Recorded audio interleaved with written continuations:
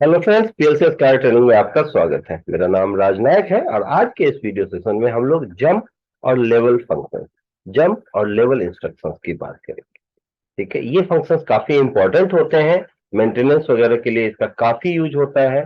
तो क्या है ये फंक्शन, पीएलसी प्रोग्रामिंग में इनका क्या यूज है और कैसे हम लोग यूज करते हैं, प्रैक्टिकली एक एक इंस्ट्रक्शन को हम लोग चेक करेंगे। यहाँ प्रैक्टिकली एक एक जो है लाइव आप देखेंगे कि कैसे इनका यूज करते हैं। तो वीडियो में आगे बढ़ते हैं, बट आगे बढ़ने से पहले अगर अभी तक आपने मेरा चैनल सब्सक्राइब नहीं किया तो प्लीज चैनल सब्सक्राइब कर लीजिए और बेल आइकन प्रेस करना बिल्कुल मत भूलिएगा, क्योंकि जब भी मैं कोई नया वीडियो अपलोड करूंगा तो नोटिफिकेशन आपको वहीं से मिलेगा। रेगुलर नोटिफिकेशन मिलता रहे, इसलिए बेल आइकन प्रेस करना बिल्कुल मत भूलिएगा। तो आगे बढ़ते हैं। तो सबसे पहला सवाल आता है कि क्या है ये जंप फंक्शन। तो क्या है ये जंप इंस्ट्रक्शन, तो ये प्रोग्राम कंट्रोल इंस्ट्रक्शन में आता है। अपने पिछले वीडियो में मैंने आपको प्रोग्राम कंट्रोल इंस्ट्रक्शन के जो है प्रोग्राम कंट्रोल सेक्शन के अलग अलग इंस्ट्रक्शन के बारे में बताया था। तो वो आपको कहाँ मिलेगा, ये मेरे पास प्रोग्रामिंग एरिया है आर एस लॉजिक्स 500 का। तो जो आर एस लॉजिक्स 500 सॉफ्टवेयर है उसमें प्रोग्राम कंट्रोल आपको टैब्ड इंस्ट्रक्शन बार में आप आगे बढ़ेंगे तो प्रोग्राम कंट्रोल सेक्शन मिलेगा। उसमें पहला जो इंस्ट्रक्शन है वही है जंप टू लेवल, जेएमपी, जंप फंक्शन। और दूसरा है लेवल। ये दोनों जो इंस्ट्रक्शन है वो एक साथ यूज होते हैं। ठीक है, तो ये जंप इंस्ट्रक्शन है। तो जंप इंस्ट्रक्शन क्या है इसके बारे में हम लोग बात करेंगे। फिर हम देखेंगे कि लेवल इंस्ट्रक्शन क्या है। तो ये दोनों एक साथ यूज होते हैं। तो पहले हम लोग देखें कि ये जंप क्या है। देखने का तरीका, आप न्यूमोनिक में जाके जेएमपी टाइप करके चेक कर सकते हैं, या आप जब भी कोई इंस्ट्रक्शन लेते हैं तो F1 प्रेस करके उसके बारे में जान सकते हैं कि क्या है। ये एक आउटपुट इंस्ट्रक्शन है। ठीक है, और जब भी ये आउटपुट इंस्ट्रक्शन इसका रंग ट्रू होता है तो ये क्या करता है, तो आप यहां देखें कि लिखा है कि when the rung condition for this output instruction is true. जब रंग कंडीशन ट्रू होता है then the processor jumps forward. ये क्या करता है, जंप करा देता है फॉरवर्ड और बैकवर्ड। ये फॉरवर्ड भी जंप कराता है इंस्ट्रक्शन को और बैकवर्ड भी जंप कराता है। ठीक है, कब तक, अब देखो जंप तो कर दिया लेकिन कब तक कराएगा, जब तक कि लेवल को रीच ना करे। मीन्स जंप से लेके लेवल, अगर आप बॉल को जो है वो फेंक रहे हो तो कोई तो होना चाहिए जो उसे कैच करे। तो जंप जो है वो जंप कराता है। ठीक है, वो स्किप करता है, प्रोग्राम को बाईपास करता है, लेकिन कहां तक के प्रोग्राम को, लेवल तक के प्रोग्राम को। तो जंप से लेके लेवल के बीच के सारे प्रोग्राम को ये स्किप करता है। वो फॉरवर्ड भी और बैकवर्ड भी दोनों तरीके से जंप करता है to the corresponding level instruction and resumes program execution at the level. ठीक है, और क्या करता है, इस लेवल के बाद के प्रोग्राम एग्जीक्यूशन को जो है वो रिज्यूम रखता है। ठीक है, अब एक से ज्यादा भी जंप इंस्ट्रक्शन पॉसिबल है।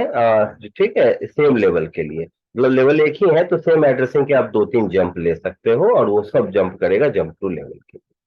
ठीक है, अब जंपिंग फॉरवर्ड जो है वो क्या करता है, उससे क्या फायदे होते हैं। अब जैसे मान लो मेरे पास 5 मोटर्स हैं, मैं चाहता हूं कि जब मेरी जरूरत हो तभी मेरा जो है अलग अलग मोटर्स ऑन हो, कि मोटर 1 है मेरे पास, मोटर 2 है, मोटर 3 है, मोटर 5 है, मोटर 4, मोटर 5 ऐसे है। हाँ, मैं चाहता हूँ कि मोटर 1 मेरा तभी रन हो जब मैं चाहूँ, मुझे मेरी जरूरत है, कभी कभी जरूरत होती है। तो जब मुझे जरूरत होगी तो मैं उसको ऑन कर दूंगा।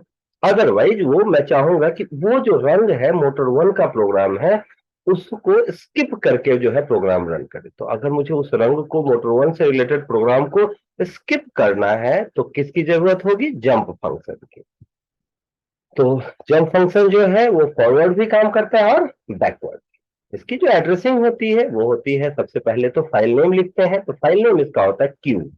देन आफ्टर हम लैडर नंबर, तो अगर मैं मेन प्रोग्राम में करूंगा तो आप जानते हैं लैडर 2 है तो 2 लिखेंगे। अगर मैं लैडर 3 में करता हूं सब रूटीन्स में तो लैडर 3 होगा तो यहाँ 3 हो जाएगा, लैडर 4 होगा तो 4, ऐसे लैडर नंबर होता है। और देन आफ्टर 0 टू 999, 999 आप टोटल ले सकते हो, total 1000, 0 to 999, total 1000 levels possible है। आप देख सकते हो up to 1000 levels for MicroLogix controller in each subroutine. तो माइक्रोलॉजिक्स में 1000 लेवल्स पॉसिबल है। मीन्स आप इसकी एड्रेसिंग 0 से 999 तक ले सकते हैं। मुझे लगता है अब ये चीज आप समझ पा रहे होंगे। अब देखते हैं लेवल इंस्ट्रक्शन का क्या है। लेवल क्या है, ये बिल्कुल नाम से ही क्लियर है, लेवल। अब इससे पहले भी हमने ऐसे काफी सारे इंस्ट्रक्शंस पढ़े थे। तो जैसे सब रूटीन इंस्ट्रक्शंस में हमने देखा था कि वो भी एक लेवल है, सब रूटीन लेवल इंस्ट्रक्शन था, तो वैसे ही यहाँ जंप लेवल है। ठीक है, तो दिस इनपुट इंस्ट्रक्शन, ये इनपुट इंस्ट्रक्शन होता है पहली बात। जंप जो है वो आउटपुट इंस्ट्रक्शन है और ये इनपुट इंस्ट्रक्शन है। ठीक है, और is the target of the jump. जैसा मैंने बताया कि अब उसे कैसे पता हो कहां तक स्किप करना है प्रोग्राम, ठीक है, कौन से प्रोग्राम को बाईपास करना है, तो उसके लिए हमारे पास लेवल होता है। तो having the same level number, जो लेवल नंबर है और जंप का जो एड्रेसिंग है दोनों सेम होगा। और ये जो है, you must program this instruction at the first instruction of a rung. किसी भी रंग का जो है वो सबसे पहला, कोई भी रंग जब आप लेते हैं तो उसमें सबसे पहला इंस्ट्रक्शन जो है वो लेवल ही होना चाहिए। ये नहीं कि लेवल से पहले कोई इंस्ट्रक्शन आप ले लो, इनपुट इंस्ट्रक्शन है बट पहला इंस्ट्रक्शन होता है। और इसके पास कोई कंट्रोल बिट नहीं होता, इसको कंट्रोल बिट की कोई जरूरत नहीं है, ऑलवेज ट्रू कंडीशन में होता है। यहाँ देखेंगे it is always evaluated as true और लॉजिक ट्रू। ये चीजें हैं 0 से 999 मीन्स 1000 टोटल पॉसिबल है लेवल। ठीक है, माइक्रोलॉजिक सीरीज के पीएलसी के लिए। तो अब सवाल आता है कि इसको एग्जीक्यूट कैसे करते हैं। तो देखें हम लोग, जैसा कि हमने देखा कि फॉरवर्ड है बैकवर्ड है, तो पहले हम लोग फॉरवर्ड देखते हैं कि कैसे काम करता है। अब प्रोग्राम करने के लिए हमें रंग चाहिए, और न्यू रंग का आपको तरीका बताया। आप अपने सिस्टम में इंसर्ट प्रेस करोगे तब भी आ जाएगा, या यहाँ पे न्यू रंग पे क्लिक करते हैं। ठीक है, कोई भी सिंपल सा प्रोग्राम है, इसे नॉर्मल वे में मैं देखता हूँ। अलग अलग इनपुट्स हैं और अलग अलग आउटपुट्स। तो यहाँ मेरे पास मान लो 4 अलग अलग मोटर्स, मोटर 1, मोटर 2, मोटर 3, इस तरीके से 4 आउटपुट्स हैं। इनकी एड्रेसिंग मैं ले लेता हूँ, आई कॉलम 0.0/0, ये मेरा इनपुट 0,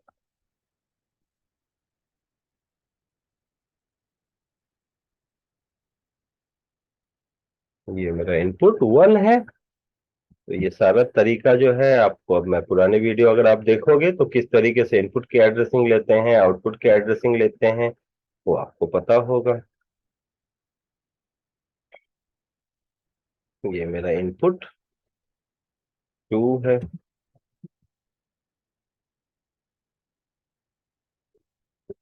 तो ऐसे 4 इनपुट्स मैंने लिए। अब मैं आता हूँ आउटपुट साइड, आउटपुट की एड्रेसिंग, वो कॉलम 0 पहला है मेरा, इसका नाम मैंने मोटर 0 रखा।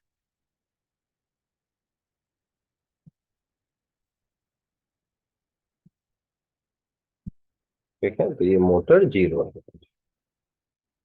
वहीं यहाँ आया मोटर 1,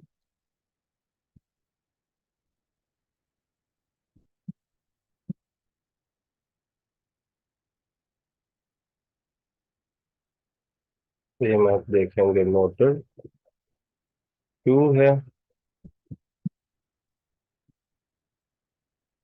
और देन फाइनली मोटर 3। ऐसे कितने सारे प्रोसेसेस जो है वो आप एग्जीक्यूट कर सकते हो। ठीक है, जितने भी आपको जरूरत है, तो अपनी रिक्वायरमेंट के हिसाब से आप स्किप करना है स्किप करेंगे, नहीं स्किप करना है उसको स्किप नहीं करेंगे। तो ये अलग है मोटर। ये 4 मोटर्स आ गए कि मोटर 1 है, मोटर 2 है, मोटर 3।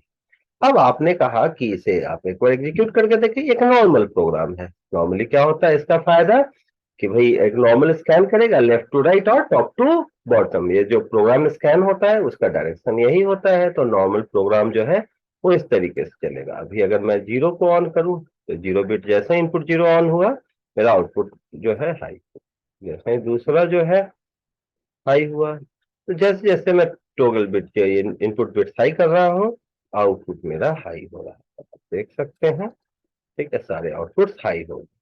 अब सवाल आता है कि इसमें जो है, अगर मेरी जरूरत ये है कि जब मेरी इच्छा है तभी मेरा जो है मोटर 1 हाई हो, मैं चाहता हूं कि मोटर 1 जो है वो मेरी जरूरत के हिसाब से आई, तो मैं क्या करूंगा, तो मुझे इसे स्किप करना है। तो मैंने इसके लिए एक न्यू रंग ले लिया। अब यहाँ पे जंप फंक्शन मुझे चाहिए, स्किप करना है प्रोग्राम को। कभी भी स्किप करना हो कि भाई ये जो रंग 2 का है या रंग 2 से लेके रंग 3 तक के बीच के प्रोग्राम को, अगर मान लो कहा गया कि मोटर 1 और मोटर 2 के प्रोसेस को स्किप करना है, तो आप क्या करेंगे, इसके लिए जंप फंक्शन यूज करेंगे। और वो कहाँ मिलेगा आपको, प्रोग्राम टैब्ड इंस्ट्रक्शन बार में प्रोग्राम कंट्रोल में। तो यहाँ आपने जंप फंक्शन ले लिया। अब इसकी एड्रेसिंग बताए, आप अगर सिंपल सिर्फ नंबर टाइप कर देंगे जैसे 0, तब भी इसका एड्रेसिंग आ जाएगा। यह आप पूरा पूरा एड्रेस टाइप कर सकते हो, जैसे Q2 फॉलो 0, दोनों तरीके। अब इसका जो है लेना है जंप, तो जंप 0 रख दिया मैंने इसका नाम। ठीक है, अब इसे ट्रिगर करने के लिए, इसे कंट्रोल करने के लिए कि कब ये जंप हाई हो, अगर मैं ऐसे ऐसे ऊपर छोड़ दूंगा बिना इनपुट के तो ये कभी भी हाई हो जाएगा, ठीक है, ऑलवेज हाई रहेगा। तो इसके लिए मुझे एक इनपुट की जरूरत है, तो मैंने यहाँ इनपुट, और मैंने एक नया इनपुट ले लिया 4, हमारा है इनपुट 4। ठीक है, इनपुट फॉर जंप।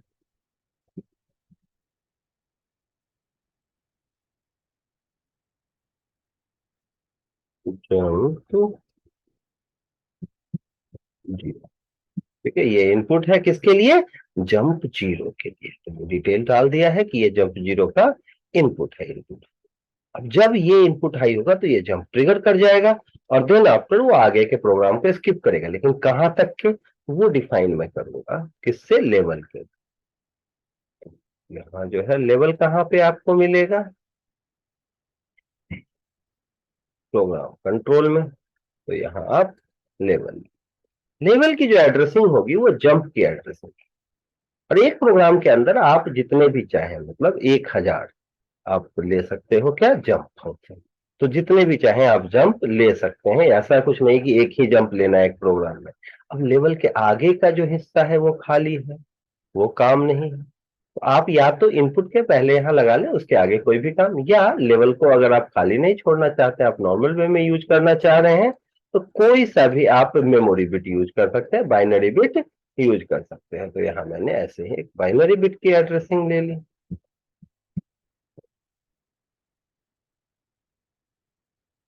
इसका अगर डिटेल डिस्क्रिप्शन डालना है तो लिख देता हूँ बिट फॉर लेवल इंस्ट्रक्शन। ये लेवल इंस्ट्रक्शन के लिए बिट है। तो अब आपको दिख रहा होगा कि यहां मैंने लेवल किया। अब जंप और लेवल के बीच में ये दो फंक्शन, ये जंप जो है वो फॉरवर्ड स्किप करेगा, ये जंप जो है वो फॉरवर्ड काम करेगा। आप यहाँ देखेंगे कि ये फॉरवर्ड भी काम कर रहा है और रिवर्स भी। तो ये जो जंप है यहाँ पे फॉरवर्ड, आपने देखा था डिटेल में कि क्या करता है, प्रोसेसर जंप फॉरवर्ड, ठीक है, और बैकवर्ड टू द कोरस्पॉन्डिंग लेवल। फॉरवर्ड भी कर रहा है और बैकवर्ड भी कर रहा है। तो फॉरवर्ड अभी फिलहाल जो मैं बता रहा हूं वो फॉरवर्ड इंस्ट्रक्शन, ये कैसे काम करेगा, जैसे ही ये जंप इंस्ट्रक्शन हाई होगा, ये अपने आगे के प्रोसेस को, लेवल के पहले के प्रोसेस को, बीच को क्या करेगा, ब्लॉक कर देगा। डाउनलोड करता हूं, स्किप कर देगा इस उतने प्रोसेस को।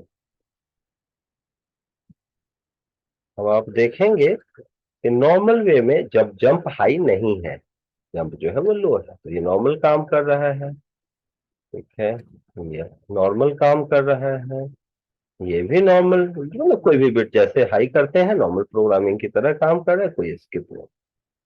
अब अगर मैंने सबको ऑफ कर दिया,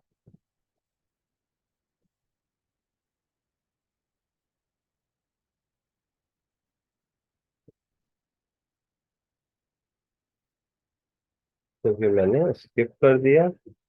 अब आप देखेंगे कि इसको भी मैंने ऑफ कर दिया। अब मैंने क्या किया, जंप फंक्शन ऑन कर दिया। अब जैसे ही जंप ऑन हुआ, आप देखेंगे कि अब जंप के पहले का जो प्रोग्राम है वो एज इट इज रन करेगा, ठीक है, जैसे पहले काम कर रहा था वैसा।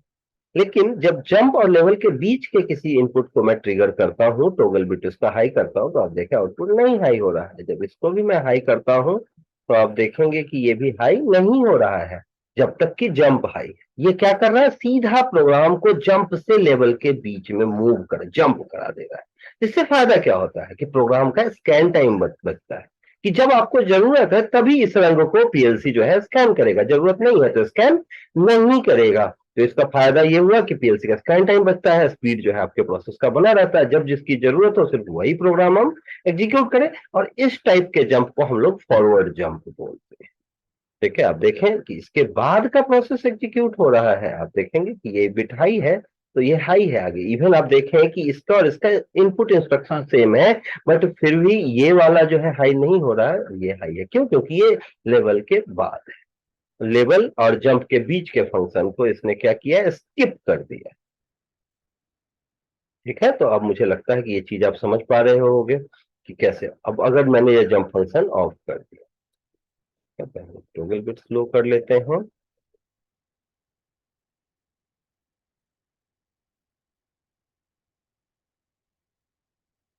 अब जंप फंक्शन अगर मैंने ऑफ कर दिया, फिर ये नॉर्मल बिहेव करेगा, नॉर्मल इनपुट जैसे है। तो जब आपको इसको एग्जीक्यूट करना है, इस प्रोसेस को, जब आपको चाहिए कि हाँ ये वाला प्रोसेस रन करे, तो आप जंप फंक्शन ऑफ कर देंगे, जो भी उसका बटन है उसको ऑफ कर देंगे, देन वो प्रोसेस एग्जीक्यूट होगा। जब आपको स्किप करना है, वो बटन ऑन कर देंगे, वो सेंसर हाई कर देंगे।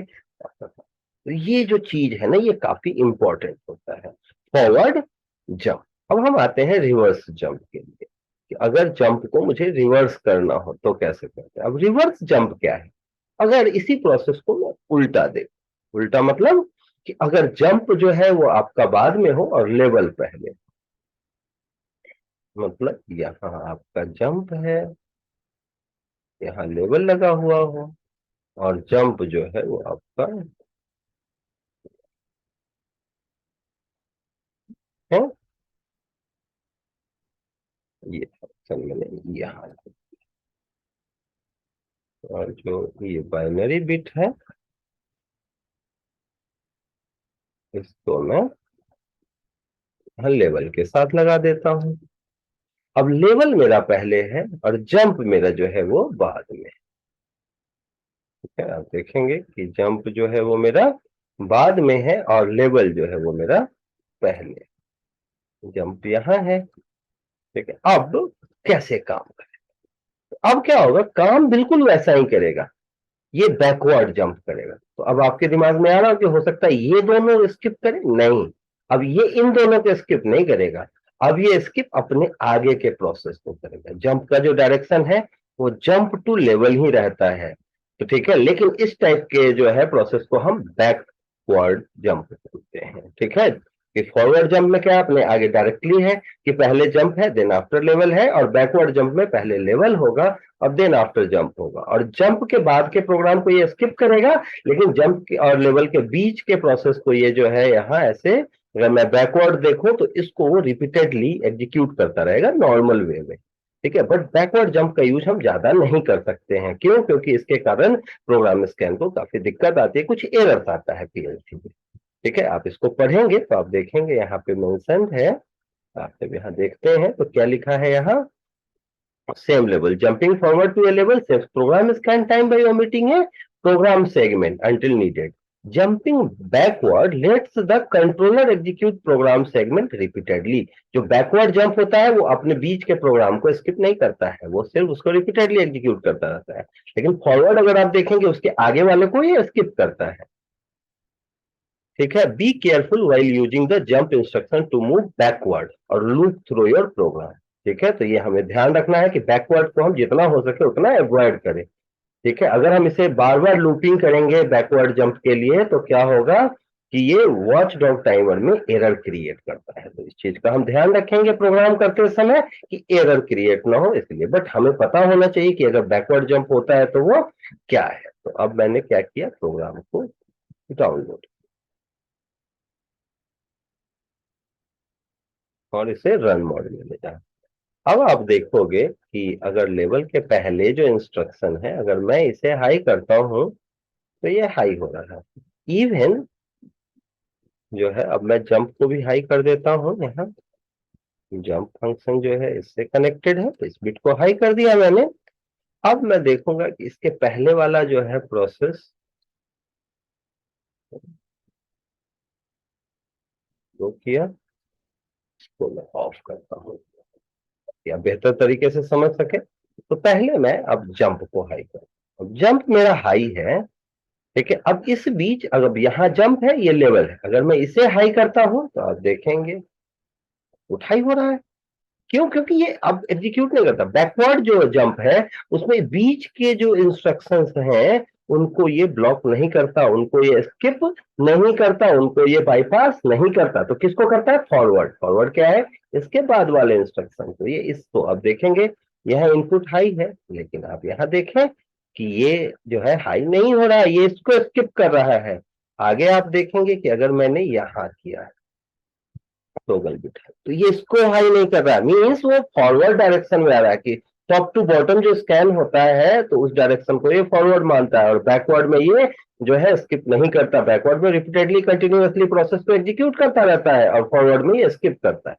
और जैसे ही मैंने जंप फंक्शन को जो है क्या किया, ऑफ कर दिया, अब आप देखेंगे कि अब सारे प्रोग्राम नॉर्मल रन करते हैं, क्योंकि ये हाई है मेरा। तो ये जो है ये प्रोसेस, ठीक है। तो बैकवर्ड में हमेशा ध्यान रखेंगे ये स्किप नहीं करेगा, ठीक है। तो बैकवर्ड जंप का यूज वैसे कम ही होता है, और फॉरवर्ड में हम क्या करते हैं? स्किप करते हैं प्रोग्राम को। तो ये सारा प्रोसेस है। मुझे लगता है अब आपको जंप फंक्शन और लेवल फंक्शन समझ में आ गया होगा। आपको समझ में आ गया होगा कि जंप फंक्शन जो है वो फॉरवर्ड किस तरीके से काम करता है और बैकवर्ड किस तरीके से काम करता है। साथ ही साथ अब सवाल आ रहा है इसका यूज कहाँ है। अब यूज भी आप समझ सकते हो, जैसे मेंटेनेंस वगैरह होता है। एक तो ये तरीका है कि भाई प्लांट में मैं स्कैन टाइम बचाऊं पीएलसी का, तो जब जो जिस प्रोसेस की जरूरत है उस समय यूज करूं। दूसरा, मेंटेनेंस के टाइम पे अगर किसी मशीन का, किसी मोटर का, किसी डिवाइस का मेंटेनेंस हो रहा है, तो उस समय मैं ये भी नहीं चाहता कि पीएलसी को ही बंद कर दो कि भाई पूरा का पूरा प्रोग्राम ही ऑन हो जाए। मैं ये चाहता हूं कि कोई गलती से भी अगर प्रोग्राम ऑन करे तो प्रोसेस आपका ऑफ ना हो, ठीक है। मतलब प्रोग्राम अगर कोई गलती से स्विच भी ऑन कर दे फिर भी ऑन ना हो, तो उसके लिए क्या करेंगे? पीएलसी मेरा रन मोड में है, लेकिन चाह के भी कोई प्रोसेस को ऑन ना कर सके, मोटर को ऑन ना कर सके, डिवाइस को ऑन ना कर सके, उसके लिए इसकी जरूरत कि मेंटेनेंस में इसकी काफी रिक्वायरमेंट हो। तो मुझे लगता है ये चीजें अब आप समझ रहे होंगे कि क्या है ये, किस तरीके से इसका यूज करते हैं, और कहाँ कहाँ इसका यूज हम कर सकते हैं। हर इंडस्ट्री में मेंटेनेंस वगैरह के लिए जंप फंक्शन, हर कंपनी के पीएलसी में ये फंक्शन आपको मिलेगा। तो अभी तो मैंने आपको जो है एल्यून के पीएलसी में बताया है, बट आगे मैं अलग अलग पीएलसी में ये सेम वीडियो अपलोड करूंगा। बट उसके लिए आपको चैनल सब्सक्राइब करना होगा, तो चैनल सब्सक्राइब करेंगे और बेल आइकन प्रेस करेंगे तभी तो नोटिफिकेशन मिलेगा। और वीडियो को आपने अंत तक देखा। अगर आपको वीडियो सही लगे तो प्लीज लाइक करना बिल्कुल ना भूलें, और अगर शेयर कर सकते हैं तो शेयर भी करें, ताकि आपको तो नॉलेज जो मिला है वो आपके दोस्तों को भी मिले। ठीक है, इस वीडियो के लिए इतना ही। मिलते हैं नेक्स्ट वीडियो में नए कॉन्सेप्ट के साथ। तब तक के लिए थैंक यू वेरी मच।